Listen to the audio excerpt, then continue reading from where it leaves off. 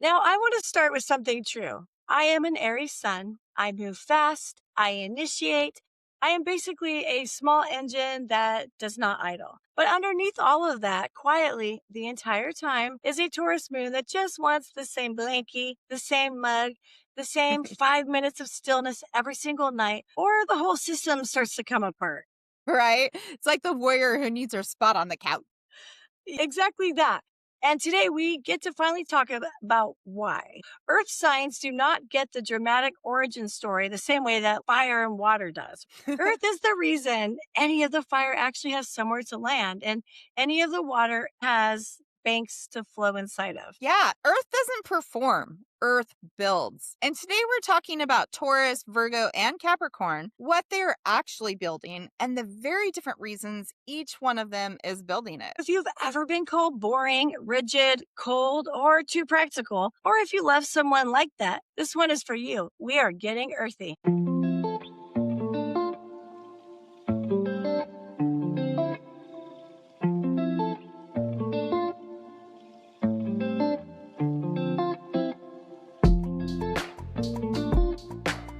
Welcome back to Sacred Soul Roots podcast family. Today we go into the earth signs with Taurus, Virgo, and Capricorn.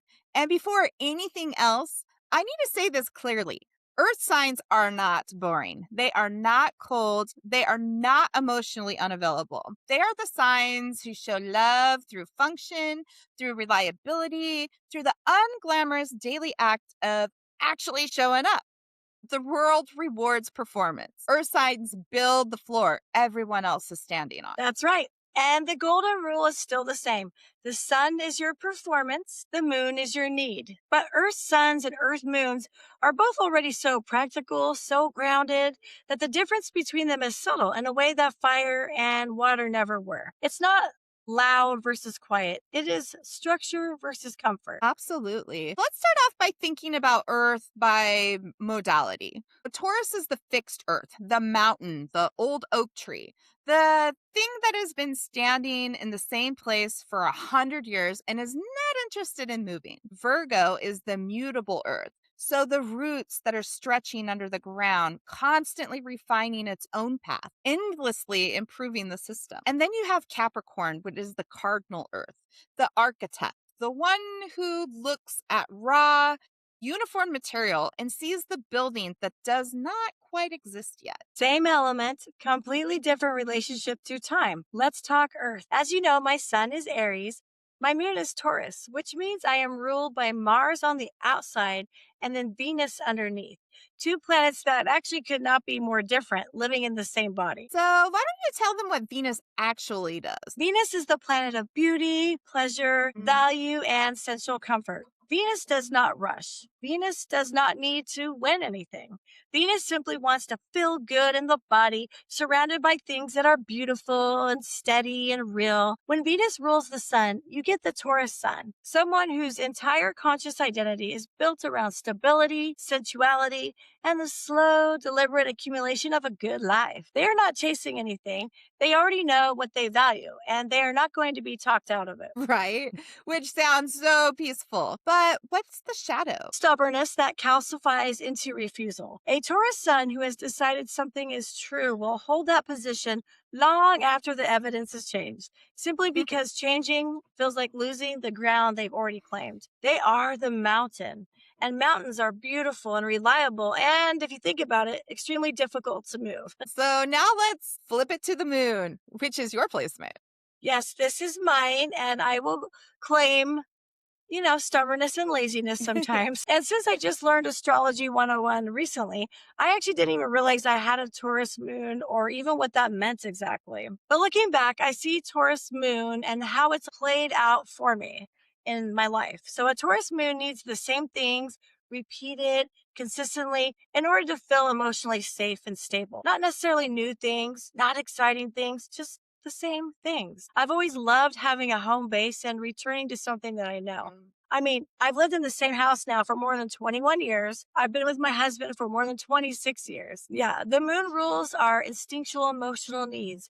And for a Taurus, that need is physical, sensory, and really quite simple. Comfort, routine, good food, a soft place to land, the same hour of quiet at the end of every day. And yet you're living with an Aries sun that's running your show all day. Yeah, it is like constant negotiation between two completely different operating systems in one body. My sun wants the next thing, but my moon wants the same thing it had yesterday. And when I don't get that, the day can become chaotic, too fast, too much. My Taurus moon does not explode like an Aries moon would. It just goes quiet and immovable. I plant myself. I will not be rushed. I won't be reasoned with. And I will absolutely not skip the 15 minutes I have decided that belong to me. That's such an important distinction because people assume that Earth moons are easy, very low maintenance. And what I'm hearing is that a Taurus moon is enormously easy to satisfy and completely immovable if you do not. That's right. It's like we're not hard to please.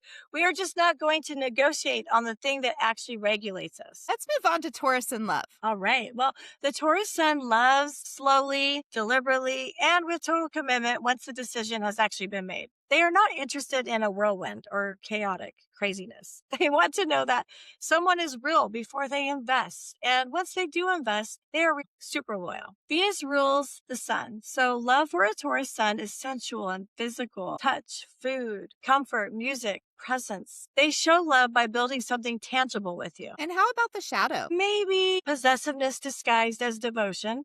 A Taurus sun who feels insecure does not panic the way a fire sign does. They dig in. They can mistake control for security, holding on to what they have built so tightly that the relationship stops having room to breathe. The antidote is not more grip, it's trust that what's real and what does not need to be gripped at all. Now, how about that Taurus moon in love? Yours. A Taurus moon needs to feel physically safe before they can be emotionally open. That sounds simple, and it is simple and kind of specific. It means the right amount of touch, a calm home environment, food that feels nourishing rather than rushed. My husband learned very early that trying to have a deep emotional conversation with me while I'm hungry, exhausted, or standing in a chaotic kitchen is simply not going to work. Feed the Taurus moon first, then talk.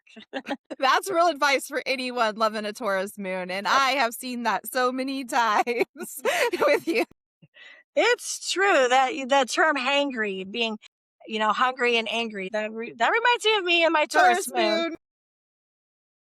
Right. So the most practical advice in the entire episode is feed Yeah. that Taurus moon first and then proceed. So the fighting. A Taurus moon does not fight loudly. It's like we go still. We stop moving entirely, sometimes physically, and we wait until the ground feels steady enough again before we say anything. The mistake people make is pushing for resolution before the Taurus moon feels physically settled. You cannot rush us back to safety. You can wait with us, and that's about it. My Aries sun may say something a little spicy, but then I want that Taurus moon pause before continuing any further. I need to regroup before making sense out of an argument. Absolutely. And how about that money piece? Like Taurus and money is its own conversation completely. Yeah, Taurus moon wants tangible, lasting value, quality over quantity, the good version of the thing rather than five cheap versions of it, right? The Taurus moon treats money as a physical security, a full pantry, a paid off bill, something solid you can actually touch and know is real. Scarcity does not worry a Taurus moon. It destabilizes the whole nervous system because Taurus measures safety in tangible resources that you can hold in your hand. And what does integration look like here? For the Taurus sun, the work is learning that letting go of a position is not the same thing as losing. Flexibility is not weakness. It's actually a different, more sophisticated kind of strength. And for the Taurus moon, my work, the practice is learning to ask for the comfort I need before I'm already feeling depleted. I'm very good at quietly enduring chaos until I just can't anymore. So the growth is saying, I need 15 minutes of stillness before the silence becomes the only language I have left. Before we move on, I just want to give this its own space because I don't think that Taurus moon gets talked about enough in general. And I've watched you live this for years. April, what do you actually want people to understand about loving a Taurus moon and being one? I want people to understand that consistency is not the absence of depth. It is the deepest thing I have to offer. I'm not someone who is going to perform big emotional gestures, but what I am going to do is show up the same way every day, reliably for years. And that is my love language. And it's also my survival mechanism. When my environment is steady, I am steady. When it is not, I don't become necessarily dramatic, but I feel like I become absent, even when standing right there in the room. And that stillness can look like nothing's even happening. It can look like nothing is happening because so much of what the Taurus moon needs is invisible. Nobody sees the fact that I needed the same coffee mug this morning to feel like myself, or nobody sees the candle that I light is actually doing nervous system work. But that ground has to be tended quietly every single day, or everything I build on top of it kind of starts to wobble. I am not high maintenance. I am actually low maintenance. And you're wonderful. I love you and your steadiness so much. I mean, look Oh, how long we've been best friends. I'm sure your Taurus moon has had a huge play into that. I bet so. I love my best friend of all these years. Yes. And I plan to have you as my best friend for so many more years too. It's great. Oh, And I love 100%. it. So moving on to Virgo. Virgo is ruled by Mercury, which is the planet of thought and communication and discernment. But where Gemini's Mercury is like curious and a little bit scattered, Virgo's Mercury is precise. Virgo takes Mercury's mind and applies it to one core question, like, how can this be improved? My husband is a Virgo moon, and the way that question runs underneath everything he does. Walk us through the sun first. Okay. A Virgo sun consciously identifies as the person who notices what everyone else might have missed. And they are not perfectionists for the sake of control. They are perfectionists because they can see clearly the gap between what something is and what it could be. And that gap is genuinely uncomfortable for them to leave alone. So they serve refinement through fixing, through doing, through making things actually work. And the shadow? I would say self criticism turned outward as criticism of everyone else. A Virgo sun who has not made peace with their own imperfections will find it everywhere else instead. The standard they cannot meet in themselves becomes the standard nobody around them can meet either. That could be hard. That sounds really difficult. And it kind of reminds me of that saying where the things that you don't like in others is actually a reflection of what you don't like in yourself. It just kind of brought that in mind. Now, if we move on to the Virgo moon, which is your husband's placement, and also Nola's sun, which gives you two completely different angles on the same energy in your house. Let's start with him. All right. A Virgo moon processes emotion through doing. They are very task oriented. Where your Taurus moon needs stillness, a Virgo moon needs usefulness. When they notice something is wrong emotionally, I think his instinct is to fix something physical, to reorganize the garage or solve a logistics problem, handle something concrete, go shopping, because the feeling becomes manageable once it has a task attached to it. And I think that can be read as avoidance, but it's not avoidance. It's how a Virgo moon's nervous system actually discharges the stress and also shows love. My Virgo moon man loves to help out with tasks, building projects, shopping, all these things to make sure the family has everything we need. It's like they're busybodies, but not meaning gossipers, meaning actual bodies that are very busy and helpful. Yeah. Learning astrology has helped me understand more about human nature and the patterns we see within the zodiac. And now Nola, with Virgo as her sun rather than her moon, shows me the conscious version of the same energy. She will go and reorganize her entire room, tackle new baking recipes, begin new workout routines, and then do that routine every single day on schedule and plan her next project with all the details considered. This is a Virgo sun regulating. The order is not a symptom. The order is the medicine. A Virgo moon does not avoid a feeling by fixing the garage. Fixing the garage is how a Virgo moon survives the feeling. And the task is not a distraction from the emotion. It's the container for it. And a Virgo sun loves to have busy projects as well too. And that just is their nervous system working through what they need to work through. And it's cool to see that energy in action. Absolutely. Let's talk about Virgo in love. A Virgo sun loves through acts of service that are so specific and attentive, they can almost be easy to miss if you're not paying attention. They remember the exact way you like something done, and they do it consistently for you. And they do it all the time, every time, without announcement. It is one of the quietest, most devoted love languages in all the zodiac. Before we get to the shadow, I just want to ask you a question. What's one thing you can think of that your Virgo moon husband does that's an act of service or something that he remembers for you? What actually comes to mind is how he does all kinds of acts of service for everybody he loves. Yes, here in the house, but also that's how he shows love for his parents, his Mm, friends. He's the guy they call when they need help with something. He goes and helps build a project or plan something, and he's very willing to do and to show up. And yeah, and for me, he's yeah. always sweet. Like every night, making me my favorite cup of tea. I don't ask, and he doesn't even ask me. He just brings it to me. It's very sweet and a lovely routine that both of our Earth moons enjoy together. Yeah.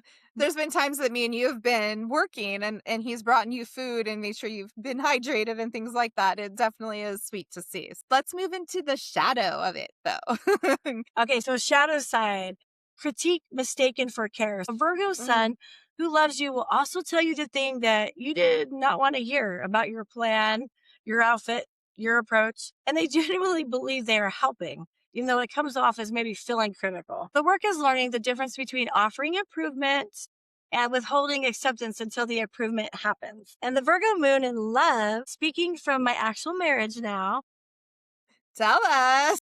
a Virgo moon needs to feel useful inside the relationship in order to feel emotionally secure. My husband does not need grand declarations. He needs to know that what he does matters, specifically and concretely. When I thank him for something vague, it may not land. But when I name the exact thing that he handled a call so calmly, or he fixed that thing before I even knew it was broken, now that lands. Vague gratitude is kind of noise to a Virgo moon, but precise gratitude and the acknowledgement of saying thank you about what they accomplished, what they did, what they noticed. That is everything. And how about the fighting? I think a Virgo moon in conflict gets maybe what you would consider clinical. The emotion gets translated into a list of specific, accurate observations delivered calmly, which can almost feel cold, even though it's not coming from a cold place. The work for me has been learning that his calm, detailed breakdown of what went wrong is actually his version of being upset. It doesn't necessarily look like what you think upset looks like. And how about integration for Virgos? For the Virgo sun, the work is extending the same grace outward that they are constantly trying to extend inward toward their own flaws. Practicing compassion for themselves first, too. It's not always necessary being critical of yourself. And I think for the Virgo moon, the work is learning that not every feeling needs a task. Sometimes the feeling just needs to be felt fully without immediately being converted into a project. That's the thing to ask a Virgo moon to do. And it's also the thing that probably heals them the most. If you love a Virgo, are you receiving their acts of service as the love language it actually is? Or are you waiting for a declaration that was never going to come that way? And Virgo, you can let one thing stay unfixed just to prove to yourself that you are allowed to rest in the mess sometimes. Love that. On to Capricorn. And Capricorn is ruled by Saturn, the planet of time and discipline, responsibility, and consequences. Saturn does not care about shortcuts. Saturn cares about what actually holds weight over years and decades. And this one is personal for me. My mom is a Capricorn sun. That's right. Well, tell us about her. My mom built everything in her life brick by brick with almost no shortcuts and very little outside help. Capricorn Sun concisely identifies as the one who is responsible for themselves and often everyone else around them. They look at a long distance goal and they simply begin strategically without needing applause along the way. The respect they want is not flashy. They just want to be taken seriously. That's a good way to put it about Capricorn Sun. That's also my husband's dad. And I can see that playing out with him too. The way he has always approached owning land and building projects. He's in it for the long game. And you can see how that plays out. So, what about the shadow side of Capricorn?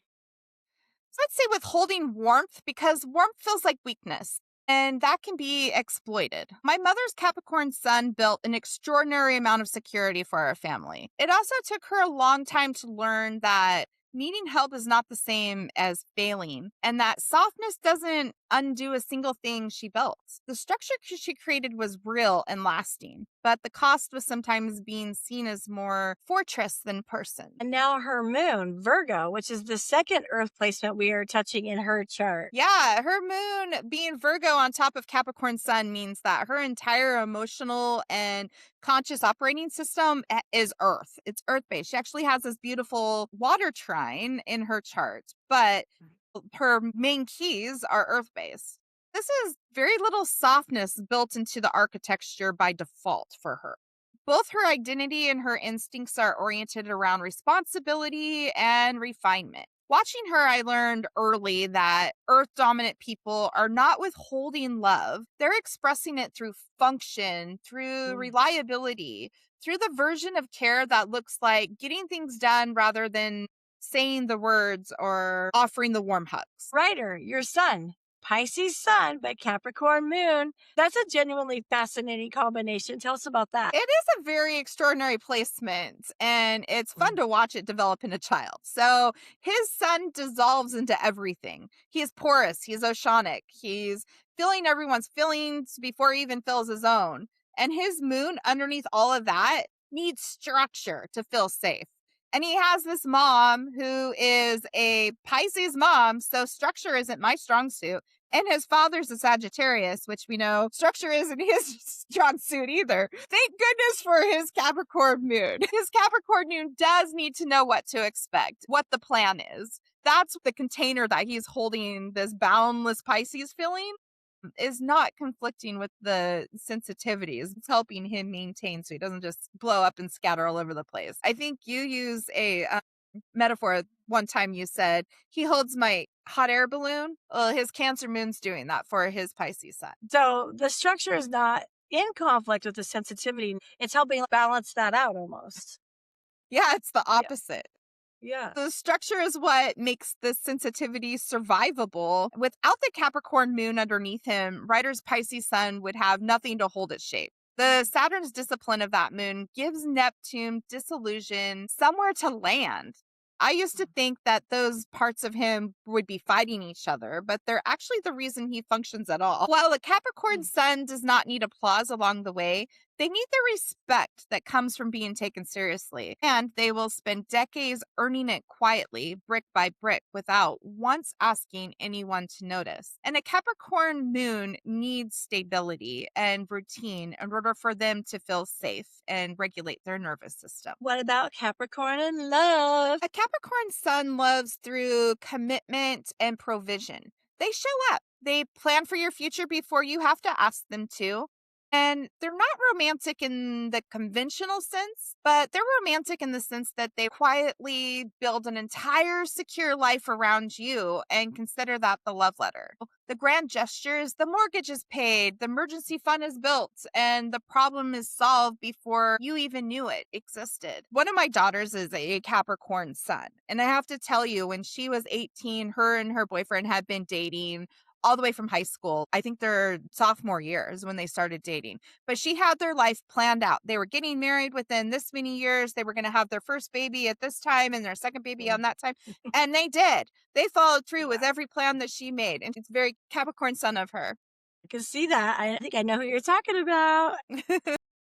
So what about the shadow side? Confusing providing for someone with actual being present with them. Capricorn sun can spend so much energy building the structure of the relationship that they forget to simply sit inside of it, unguarded, with the person they actually built it for. So the house is finished. The person who built it is still working. A Capricorn moon in love. Moon needs to feel that the relationship is stable and respected before they can soften into it. They're guarded with their actual feelings, often because somewhere along the way they learned that needing things was inconvenient or it was unsafe. They will test reliability quietly, watching to see if you actually follow through on your promises. They will hand you their very real vulnerability.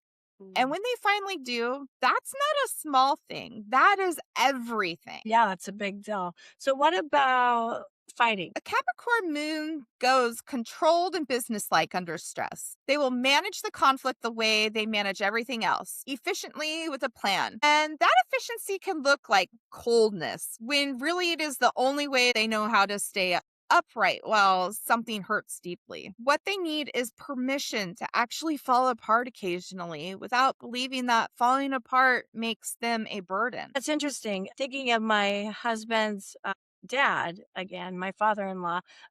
He's provided so much structure and land and money for the family and all these wonderful things, but it doesn't necessarily seem like he opens up and cracks into the emotional field very often. It's almost like a professionalism when it comes to maintaining their emotions and not maybe ever wanting to seem weak or hurt. So it's interesting. It is kind of a stoic sign, especially for Capricorn suns, where they don't show a lot of their emotions necessarily, but they're big feelers. Oh, absolutely. Yeah. So what actually reaches a Capricorn moon? Proving that you can handle their weight, not telling them that you can, but actually showing them every time you follow through, every time you don't flinch when hard things happen, and every time you make it clear to them that their struggle does not make them less, you are laying the groundwork for them to finally let someone in. It is slow, but it is worth it. What is on the other side of a Capricorn's moon walls is extraordinary. Oh, how would you describe integration for Capricorn? For the Capricorn sun, the work is learning that being taken care of does not undo the strength you have spent a lifetime building. Receiving is not weakness, it is the other half of everything they have been giving. I want to point out here, while I don't have Capricorn, I've been guilty of feeling awkward when people offer to do favors for me. Oftentimes, say no or I can do it myself. It's that independence in me that I'm always like that. I was once told by somebody, and this just reminds me of this because I think Capricorn suns really need to think about this. I was told by somebody once that I cared about when she asked me, she said, "How does it feel when you help others?" And I said, "Well, it feels great. I love helping others. It feels good to me." And she's like, "So how selfish is it of you to not give that gift to others when they want to help you?" Oh, I, that's interesting question to throw ouch. back. Wow. Yeah. I'm going to just throw that out there for Capricorn Sun to think about when you help others, how when you buy somebody a coffee or simple task, even, how does that make you feel doing something for somebody else? And I want you to think about that, what you're taking away Hmm. from not allowing somebody to do that for you, because that really changed the way that I look at when somebody now offers to buy me a coffee. I'm like, I ain't going to be selfish. Yes, you can buy me a coffee. Oh, I think that's good advice.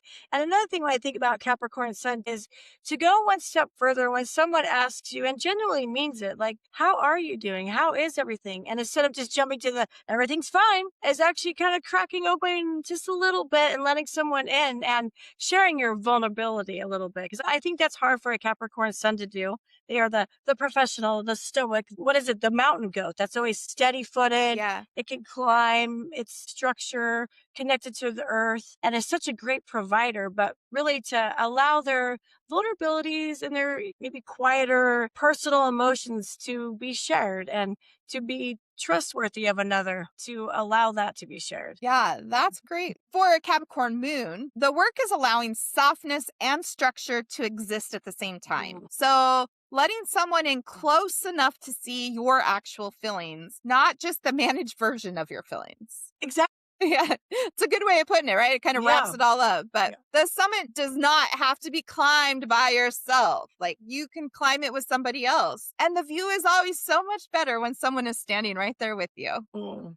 Love that. So, Capricorn, are you building a life or building a fortress? Is the discipline serving you? Or is it the only thing standing between you and a feeling that you have never let yourself truly, fully have? And if you love a Capricorn, are you noticing the quiet ways they provide for you or only the warmth they have not learned how to show you? Here's the thread connecting all of these earth signs. When you strip everything back to the planetary core, we've got Venus, Mercury, Saturn, three completely different relationships to time and to building. Ooh, time here because that's something that's very interesting when we're looking at Saturn and Mercury because Mercury is like this fast, speedy little zoomy guy. And then Saturn's the stoic controller of time. Father time is the archetype of Saturn. I'm glad that you mentioned time there because it's so important to just throw in for people to ponder. Taurus builds through preservation.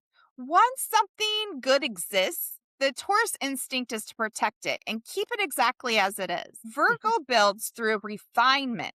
Nothing is ever quite finished. There is always a better version, one adjustment away. And then Capricorn builds through long-term architecture, structures meant to outlast the person that's even building them. The moon in all three takes the same planetary instinct, but turns it inwards toward the emotional survival system. The Taurus moon protects through comfort and repetition. The Virgo moon protects through usefulness and order. The Capricorn moon protects through control and quiet competence. Earth signs are not boring. They are not cold.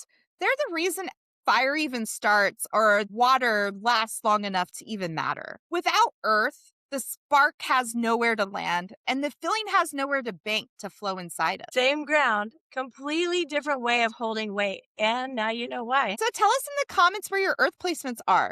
Tell us if someone in your life finally makes a little bit more sense after this one. And if you have ever been told that you are too rigid, too practical, too much about the details, we see you. The world is standing on what you built, whether it says thank you or not. So before we close, let's get rooted. If you have a Taurus sun, your one thing is naming your non-negotiables out loud to the people you love before you need them. So not after you are already resentful. Say it plainly.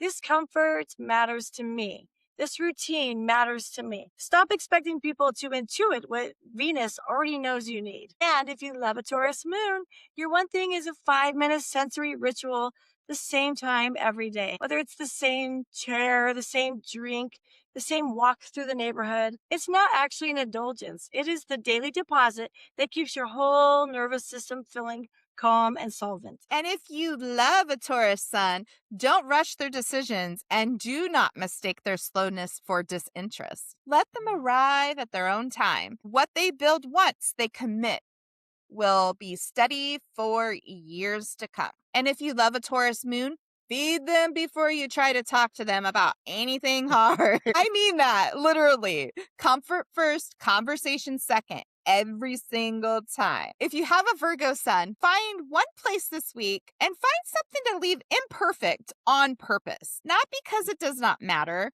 but to practice proving to yourself that your worth is not actually tied to the flawlessness. Allow yourself a little bit of imperfection. It'll go a long way. And if you have a Virgo moon, your one thing is naming the feeling before you fix the task. Just 30 seconds. Say what you are actually feeling out loud. Even to yourself, the task can still happen. Name the feeling first. Now, if there's a Virgo sun you love, receive the small corrections as devotion, not criticism, and tell them clearly when you just need comfort instead of feedback. They will give you exactly what you ask for. You just have to ask. And if you love a Virgo moon, give specific, detailed gratitude. Say thank you for the exact thing of whatever that is. That precision is the entire love language. If you have a Capricorn sun, your one thing is letting one person help you with the task this week that you are actually fully capable of doing alone. To practice knowing that accepting help does not diminish what you have built. If you have a Capricorn moon, your one thing is one unscheduled, unproductive hour. No plan, no goal, no task attached to it. Just practice existing without earning it first. And if you love a Capricorn sun, notice the quiet provision out loud. Say it. I see everything you are building for us. They are rarely told this, and it lands deeper than almost anything else that you could possibly say to them. And if you love a Capricorn moon, let them see you handle something difficult without falling apart. Reliability is the language that opens the door to their real vulnerabilities. Earn it the way they earn everything, slowly and with evidence. Love that. Well, that was your Get Rooted for this episode. Pick one that landed. And that is it for our Sun and Moon Elemental series. Let us know if you would like to learn more alongside us regarding astrology. We'll see you next week. Sending love. Keep building quietly if that's your nature, loudly if that's your nature. We'll see you later. Bye.